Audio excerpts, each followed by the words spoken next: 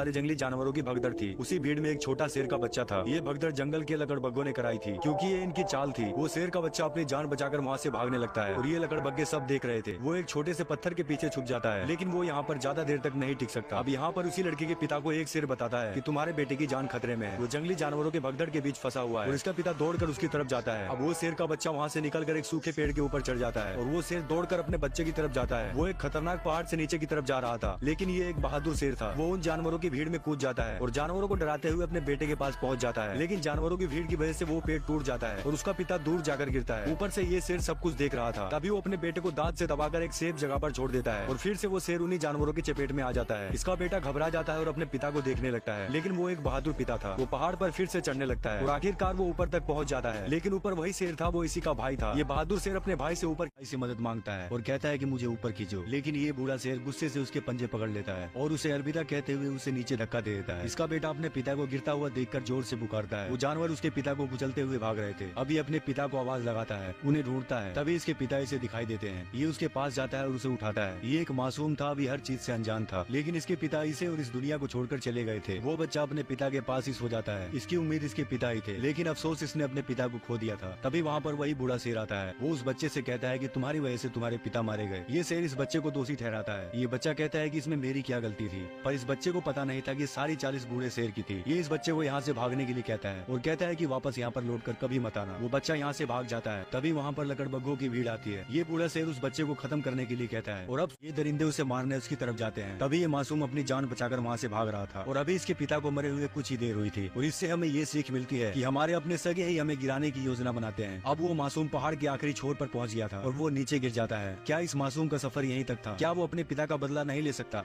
और ये लोग उसे देखते हैं। इनको लगता है कि इतनी ऊंचाई से गिरने के बाद वो मर चुका होगा और वो यहाँ से चले जाते हैं। और यहाँ ये बूढ़ा शेर एक और अपनी चाल चल रहा था। ये इन सभी से कहता है कि मुझे मेरे बहादुर भाई और भतीजे के मरने का बहुत दुख है। भैया जैसा बहादुर कोई नहीं था। और कहता है कि यहाँ का पूरा राज्य अब मेरे हवाले है और आज से मैं तुम्हारा राजा हूँ। ये सभी लोग सिम्बा के परिवार वाले थे और ये बूढ़ा शेर कहता है कि इतनी बड़ी जिम्मेदारी मैं अकेले नहीं संभाल सकता। तभी वहाँ पर फिर से बहुत सारे लकड़बग्गे आते हैं। ये सारे लकड़बग्गे इस शेर के साथ थे। अब ये बूढ़ा शेर इनका राजा बन चुका था और सिम्बा को दिखाया जाता है वो अभी जिंदा था, लेकिन वो बहुत उदास था और बिल्कुल अकेला था। वो इस बड़े रेगिस्तान में जा रहा था। इसे भी नहीं मालूम था कि ये कहाँ जाना चाहता है। तभी दिखाया जाता है कि उस शेर के बच्चे के ऊपर कुछ गीदड़ मंडरा रहे थे। वो शेर जिसकी दाढ़ से हर एक जानवर डरता है, लेकिन सब समय की बात होती है और समय बहुत बलवान होता है। तभी दूर से कोई इनकी तरफ तेजी से आ रहा था। वो भी एक दूसरे जंगल के जानवर थे। वो इन गीदड़ों को भगा देते हैं, लेकिन इन दोनों को नहीं मालूम था कि ये शेर का बच्चा था। तभी ये नेवला उसे ध्यान से देखता है और डर कर यहाँ से भाग जाता है, क्योंकि उसे पता चल गया था कि ये एक शेर का बच्चा है। तभी ये जानवर उसके पास जाता है और कहता है कि वो अभी छोटा है, वो कुछ भी नहीं करेगा। और यहाँ दिखाया जाता है कि उन लकड़बग्गों ने तबाही मचा रखी थी। उस बूढ़े शेर के साथ मिलकर सभी जानवरों का शिकार कर रहे थे। इन सबको एक करता देख एक पक्षी देख रहा था। वो पक्षी उड़कर सिम्बा के परिवार वालों के पास जाता है और उनको सारी बातें बताता है। लेकिन तभी वहाँ पर लकड़बग्गे आ जाते हैं, लेकिन वो पक्षी यहाँ से भाग जाता है। अब एक लकड़बग्गा इनके पास आता है और सिम्बा की माँ से कहता है कि तुमको राजा ने बुलाया है। अब सिम्बा की माँ राजा के पास जाती है।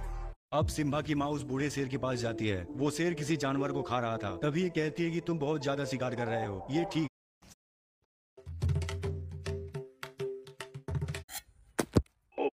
महेंद्र सिंह धोनी का वो सर एक 4 व्हीलर आ रहा है।